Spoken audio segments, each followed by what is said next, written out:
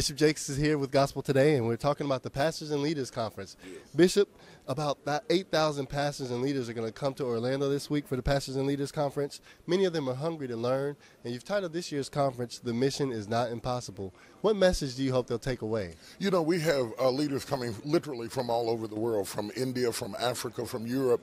We come together, we learn from each other. I want them to leave motivated to understand that whatever God has given them to do, that it is not impossible, that there are cutting-edge resources available to this generation that the Apostle Paul could not imagine having.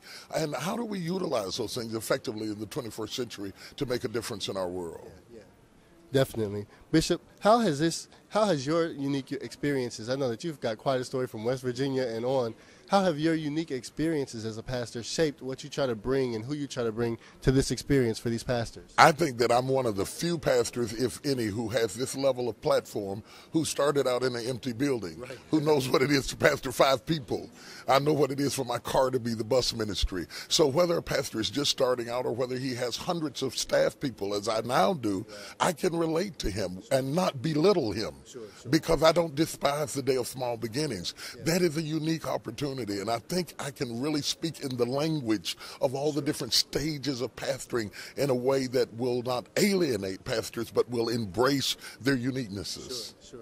Bishop, we wanted to ask you about ambition, the word ambition, because many of these pastors look at you and they see, the movies, they see the books, they see all of that, and they think, yeah, I should do that. Yeah, that should be me. But isn't it true that sometimes God has a different grace for each one of us? Absolutely. I don't think you should emulate. I think you should get out everything that God put in you. Right. It might be a restaurant. You might open up a funeral home. You might build a mall. Don't imitate. You want to cultivate what is down inside of you. And I think too much imitation goes on in the body of Christ. And from an entrepreneurial perspective, you can be a great pastor and not be entrepreneurial at all. Or we have entrepreneurs here who are not pastors at all. So everybody has to reach down into the treasure chest of their own dreams and begin to excavate those things that are relative to what God has created you to do. Bishop, what is the best piece of advice you've ever received as a pastor?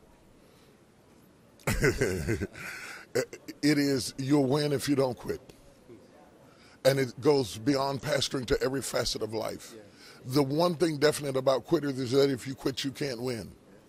If you continue to move, you might not be the first one to cross the finish line. You may be the tortoise coming up at the rear.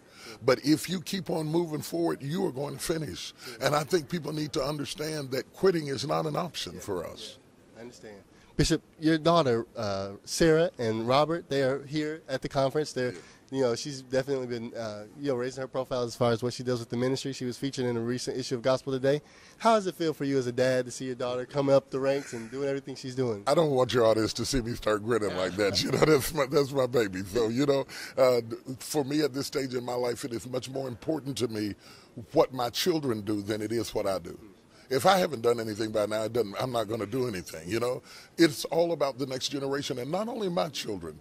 I've started things like Project Gideon, which are developing ministers under 40, training them because I'm concerned about young people not being alienated from my generation. Let's sit down and talk, because I want to be able to go to sleep and know that you have the foundation you need to continue the work of God. And to see my daughter bring her unique talents and resources. And the funny thing about that is she is the least likely out of all 5 kids. If I'd had to gamble on who would, grab the legacy, it would have never been Sarah. Wow. And yet she just rose up. She has a prayer life. She has a consecration. She's an excellent writer. She has a journalist degree. And she's very articulate. And God is using her. I'm very proud of her. Thanks so much, Bishop. We thank you on behalf of all the conference participants. God bless. Thank you.